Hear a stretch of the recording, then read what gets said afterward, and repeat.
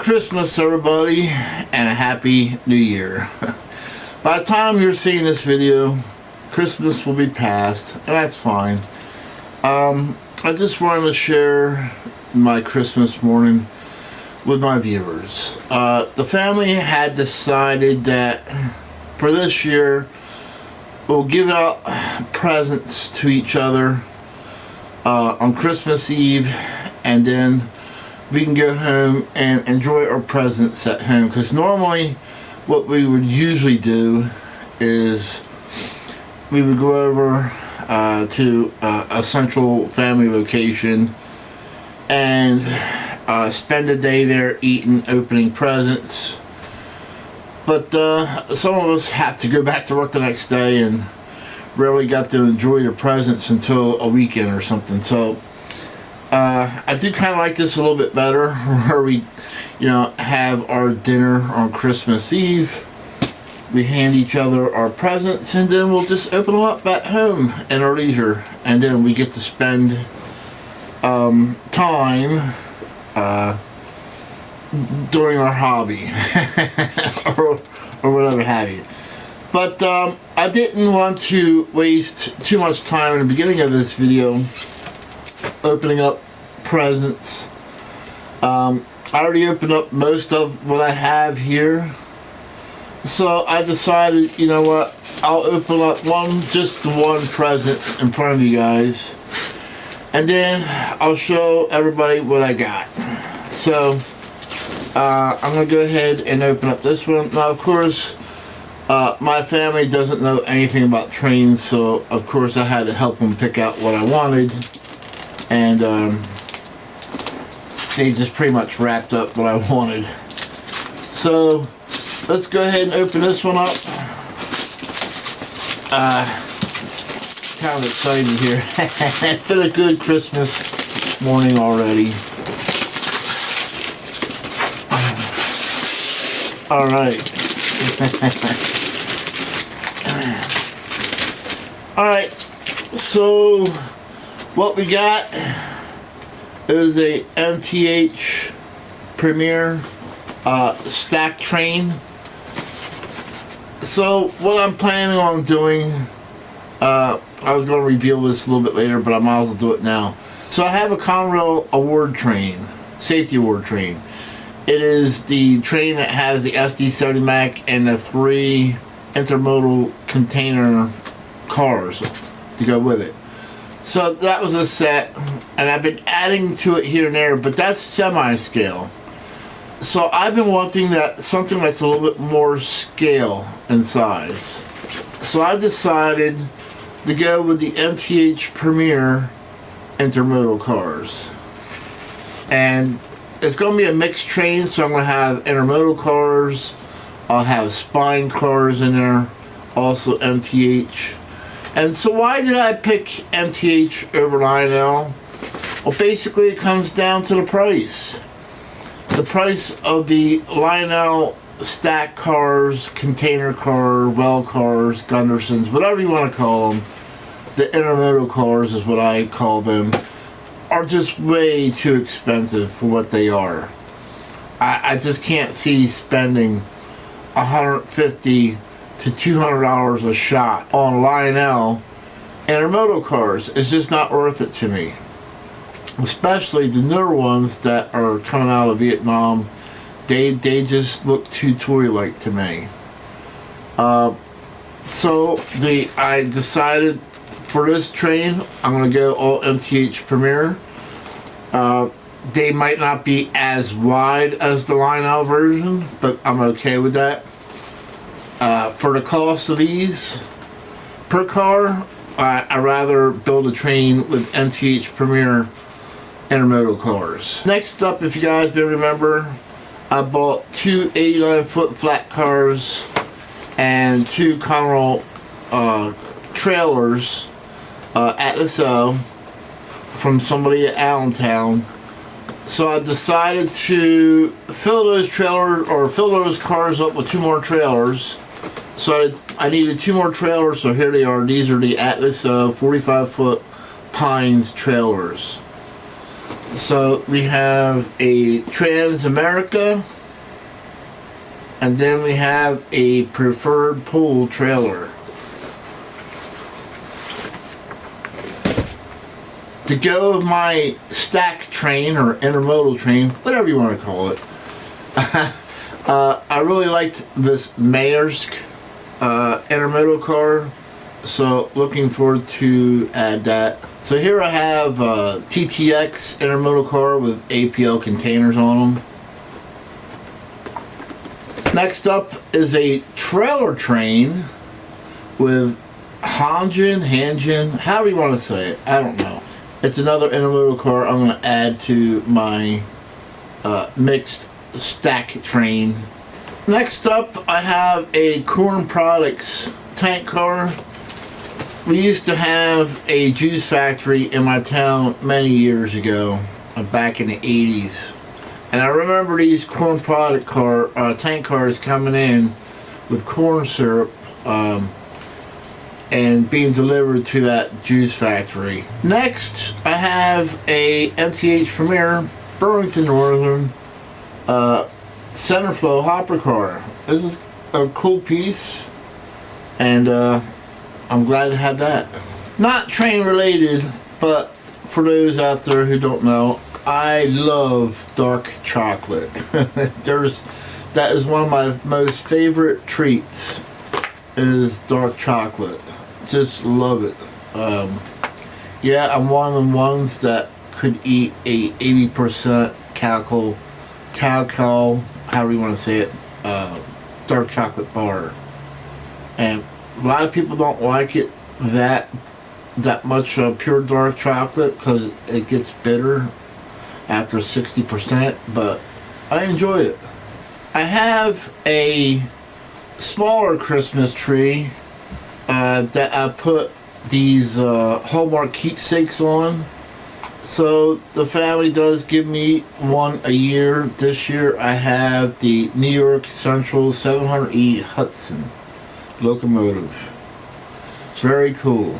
The next thing I have wasn't really meant as a present. It's one of them things that I bought for myself. A funny story behind this and what it is. So we're going to go ahead and take this down to the basement, and I'll tell you the story while I'm unboxing it. So let's go. For the rest of this stuff, we're not going to run today. The only thing I'll be running is this and explaining the history behind it. But the rest of the stuff will run a different day. So here we are, Conahay Rail. Christmas morning. Hope you guys don't mind. But I'm enjoying eggnog and homemade chocolate chip cookies. Christmas morning breakfast of champions.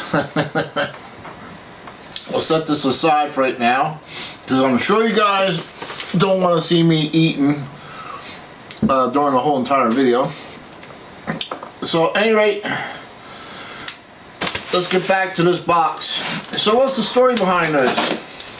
Well, I actually intended for this to be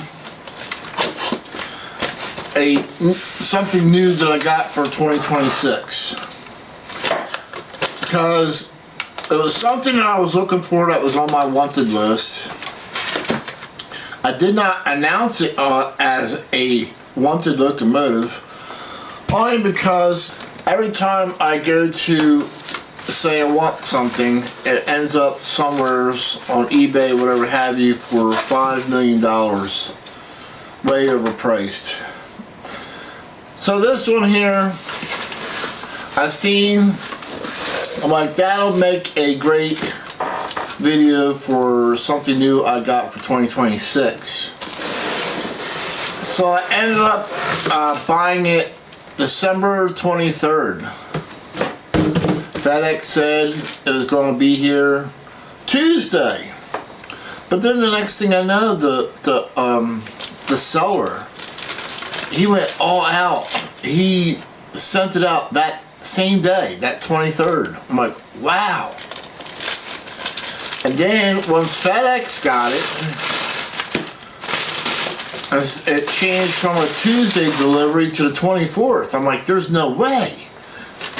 It can't be. That would be a Christmas miracle if that happened. And sure enough, the 23rd, and I got this Christmas Eve, right around 2:30ish, because we only worked a half a day Christmas Eve, and FedEx dropped it off, and I'm like, I was blown away. I said, I can't believe I got it that fast. I got it in time for Christmas. So what did I end up missing out on? And by the way, he sent me a good deal on this. On top of that, packaged it well. To the seller of this locomotive, thank you very much for going above and beyond. If there was a golden seller award button, I would have pushed it for you. He definitely went above and beyond getting this to me. I wasn't expecting it in time for Christmas. It wasn't, I don't know. I would have been okay if it came Tuesday, because I know it was like a last minute thing. But at any rate, I just wanted to, and this was from eBay, so I just wanted to explain to you guys that, you know, there are good experiences on eBay as well as bad ones. So if I'm going to call out bad experiences, I'm going to call out good ones too. And this seller was top notch. He went above and beyond getting us out the same day I bought it. FedEx made sure I got it Christmas Eve. I couldn't ask for anything better. So this is a new piece he bought, didn't run. It was something I missed out on and I really wanted it. So what do we have here today? So we have a Lionel diesel switcher. So the label is saying this is a SW900. The instructions are saying SW8. So we're going to go ahead, we'll get this out on the track. We'll talk about its history. What is the difference between an SW8 and an SW900? But before we get this out on the track, I wanted to talk to you guys about one other thing. So in 2024, I went to the B&O Railroad Museum to see the world's very first Conrail locomotive restored to full operating condition. And that was a Conrail SW7. Number 8905. I got that locomotive in action on video, so take a look. For the Penn Central merger. Making all that noise. Here comes 8905.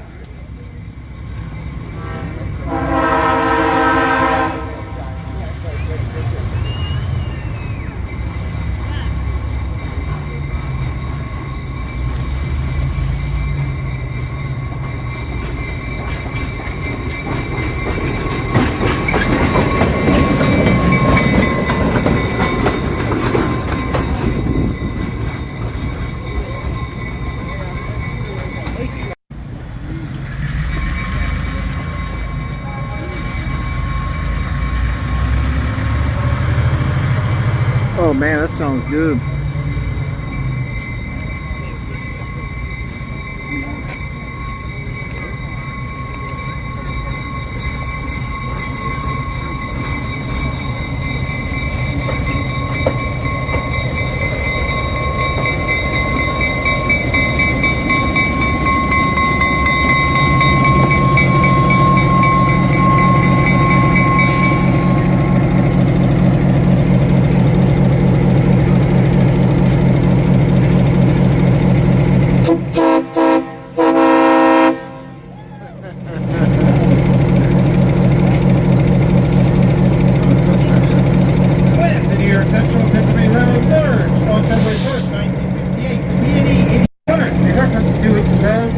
Horsepower, and operated on the RBMN until 2002. That's the start of the active roster.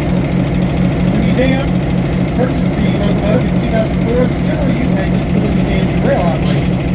It was painted later that year to complete museum paint scheme, emerging as BOMX 100. It has been the museum's regular excursion power ever since, carrying several thousands of young rail enthusiasts among the oldest rail lines in America during most of its holidays and special events.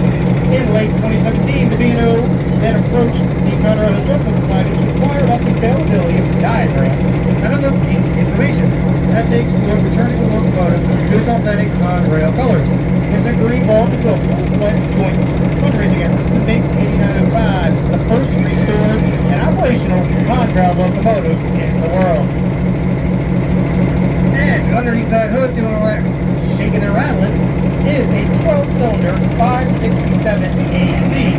Construct on 4, A is the block, C is the power assembly. So this originally came from the factory with a 567A, and subsequently had C power assemblies as well as that C water cooling system installed.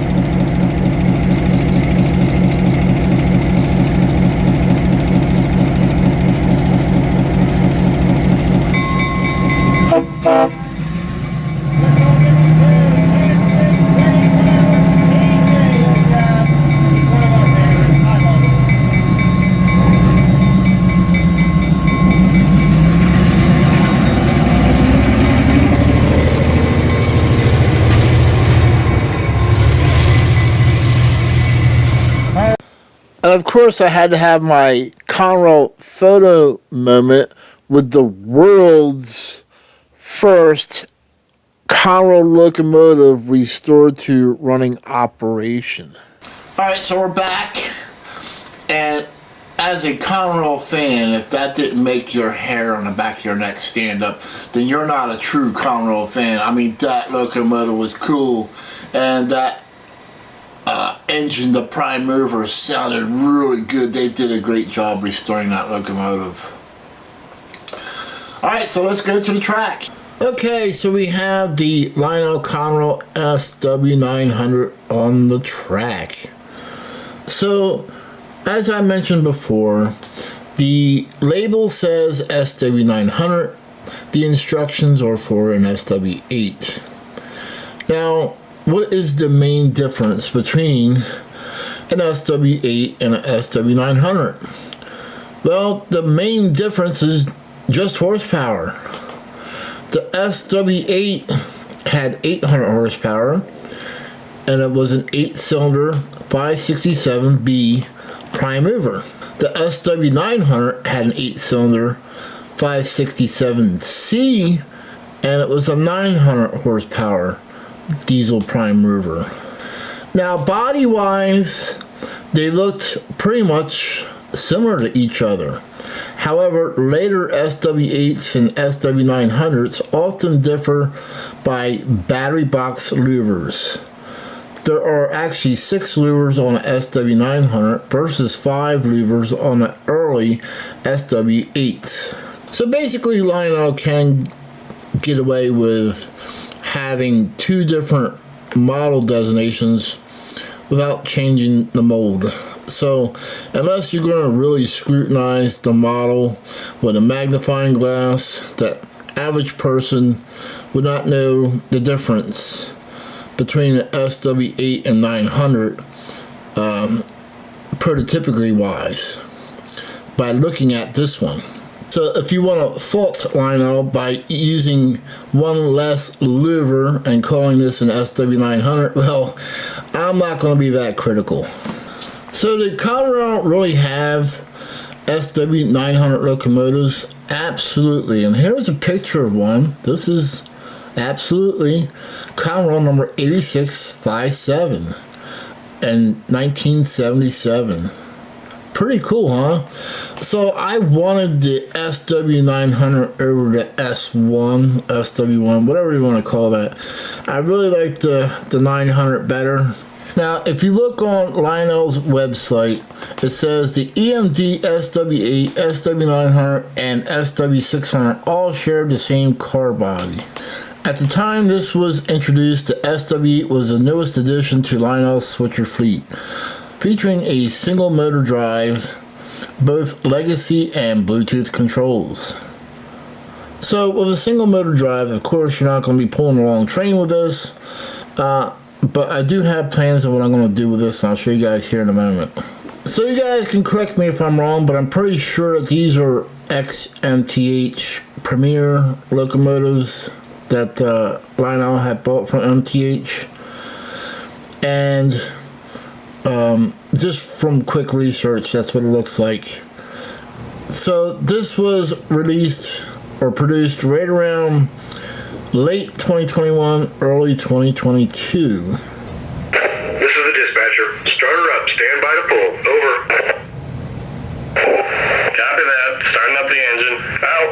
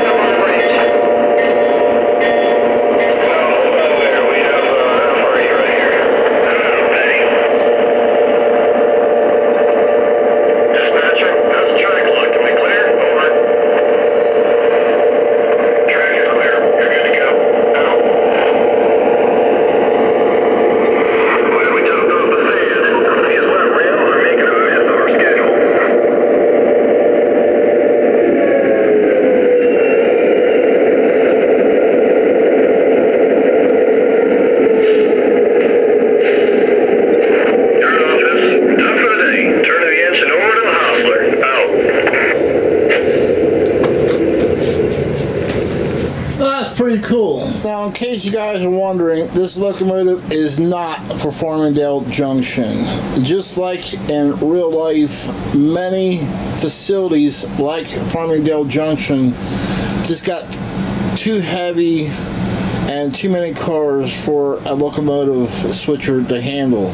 So you'll notice that facilities that have heavier cars, many cars to deal with, they're using road locomotives as switcher, and Cargill was one of those who did that. And that's why you started seeing switcher locomotives like the SW900 starting to die off. So what I did buy it for is there's a siding behind these three warehouses here with box cars. There's another siding over here behind the Cargill grain mill. And so that locomotive, that switcher, is going to handle getting freight cars in and out of those sidings. And I wanted to add that extra interaction with my layout. Alright, so I'll do a little small demo and then we'll end the video.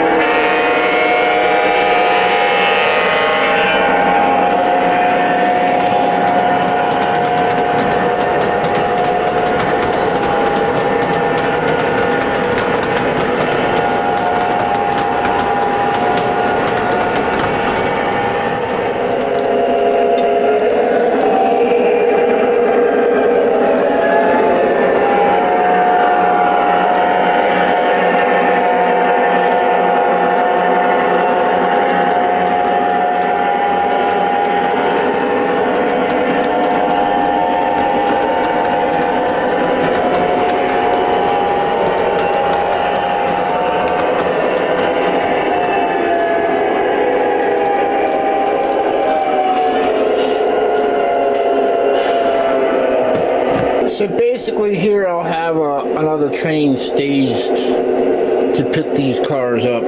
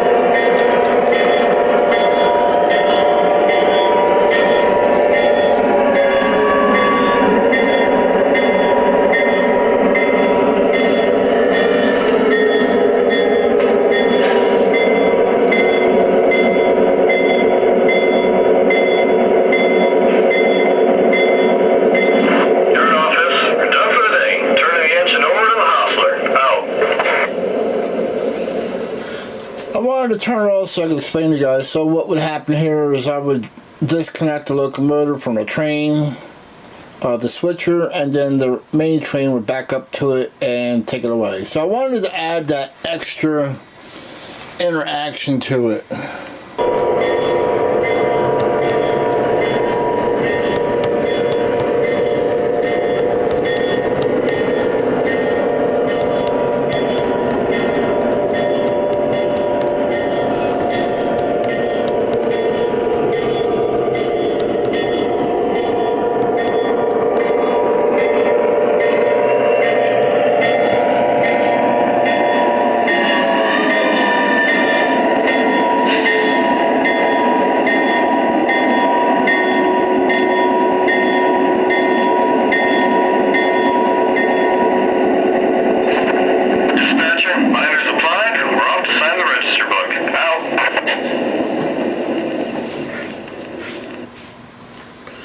Okay, so I'd like to wish everybody a Merry Christmas, even though this video will be, out after that day, and a Happy New Year.